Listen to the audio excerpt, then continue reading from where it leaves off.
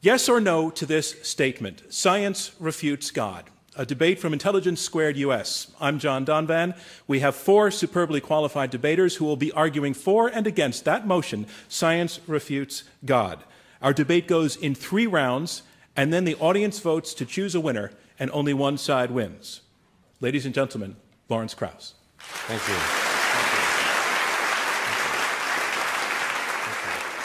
I actually wore this T-shirt for the subject of the debate.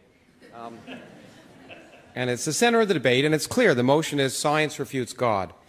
And Michael and I have the distinct advantage here of arguing in favor of the motion because, in fact, we have evidence, reason, logic, rationality, and empirical methods on our side, whereas their opponents have vague hopes and fears. And they're arguing in favor of a motion that's hanging on for its existence by mere shreds of emotional and ideological spaghetti, much like this type provided by the flying spaghetti monster, one of the many equally irrational gods which science provides no support for. But I first want to begin by clarifying the nature of the motion, because the motion isn't science disproves God, it's science refutes God. And that's very important because you can't disprove a notion that's basically vague and unfalsifiable. There's no way to disprove the notion that God didn't create all of us 15 seconds ago with the memories of the amusing comments we heard before that. There's no way we can disprove that. Okay? And that's really important to recognize, that those kind of unfalsifiable notions are unfalsifiable, as I say. But we can ask, is it rational to expect that that's likely? And tonight I want to emphasize that 500 years of science have demonstrated that God, that vague notion, is not likely. It's irrational to believe in God. Now, to refute God means refuting several claims. One, that are all based on faith, not evidence. One, that God is necessary. 2, that there is evidence for God. And 3, that that belief is rational. And the point is that the progress of science has shown over and over and over again that the answers to all those 3 questions are no, no, no, no. Now, my own scientific field is cosmology, and that's the study of the origin and evolution of the universe as a whole. And it's where science and religion sort of confront each other.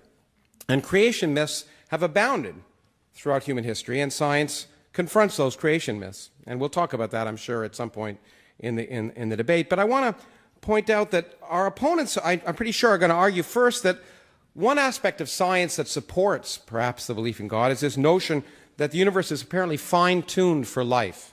I hear that a lot. And because it was fine-tuned so life could exist.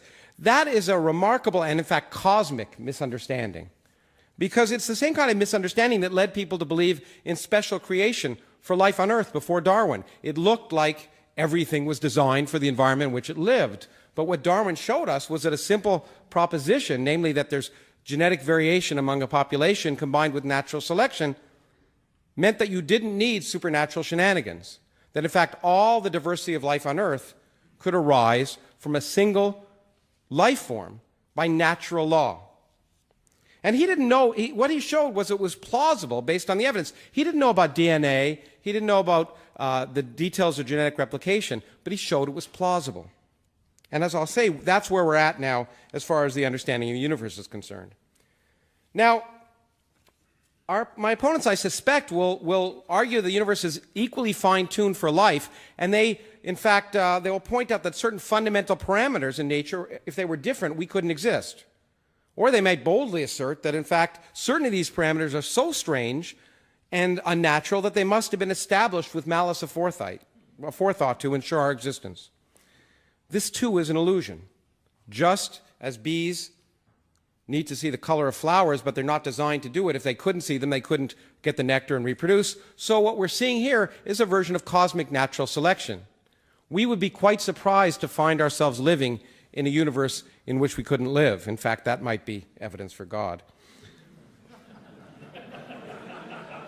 But I want to point out that, in fact, the universe isn't particularly fine-tuned or conducive to life. Most of the universe is rather inhospitable to life.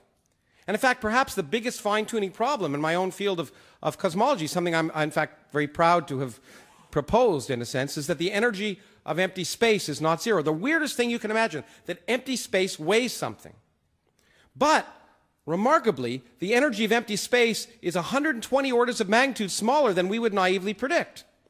And if it were much bigger than we measure, it's true that galaxies couldn't form and planets couldn't form and intelligence squared debates couldn't happen. So the universe appears to be here because intelligence squared is here. Now that suggests religion, perhaps. But the point is, that claim of fine-tuning is ridiculous because, in fact, if the energy of empty space was zero, which is by far a more natural value, the universe would be a better place for life to live. We all thought it was zero when I was a graduate student because that was a natural value. If it was zero, the universe would be a better place. In fact, you can show the value that it has now makes the universe the worst of all possible universes to live in for the future of life. So much for a universe created for us.